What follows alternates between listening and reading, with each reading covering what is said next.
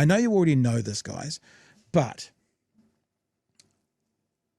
David Seymour has a philosophy of just spending less and less and less. And that's what he wants us to know. He says it with such confidence that governments he's involved with are going to spend, it's not just less, it's like less and less. So next year, less than the year after. The year after that, less than the year. It goes on and on. This is the system that we're looking forward to at our new Deputy Prime Minister as of the middle of next year. Come on, that high fee yesterday was pretty depressing reading, David. If you were looking for an agenda of change or expansion anywhere, that's put the kibosh on that, hasn't it?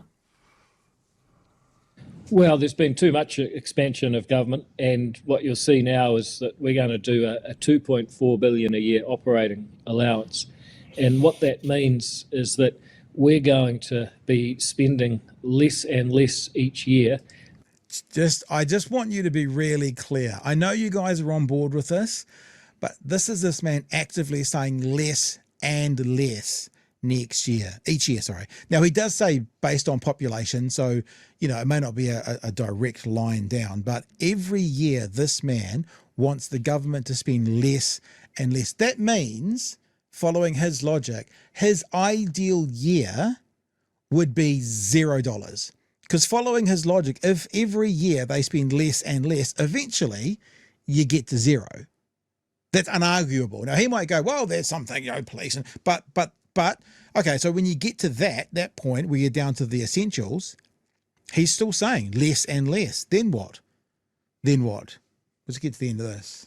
After population growth and inflation. So that means real efficiency every year to get government back in shape. This is the lie that these guys take. They say that real efficiency is less money, right? Real efficiency is less money. Those two things don't necessarily go together. That's why you see big companies spending millions of dollars on building robotics to make their product. They spend more money to become more efficient. They don't spend less money.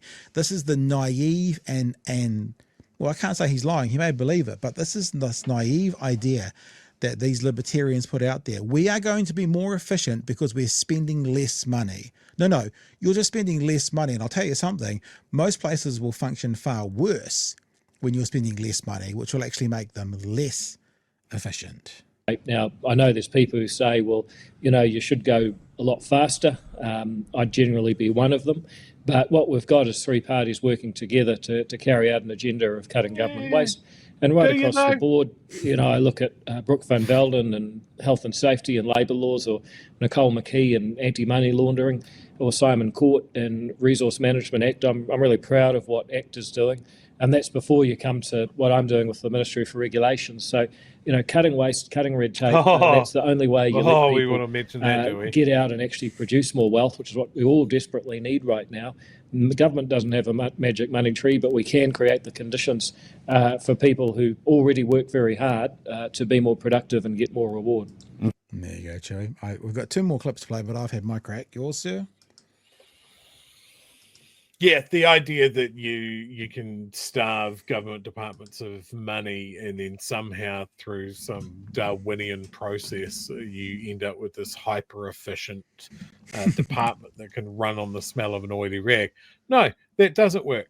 You good people that should be getting compensated well, they've left. They've left for higher paying private sector jobs.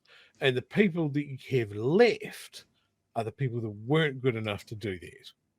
So it's running directly counter to what you reckon.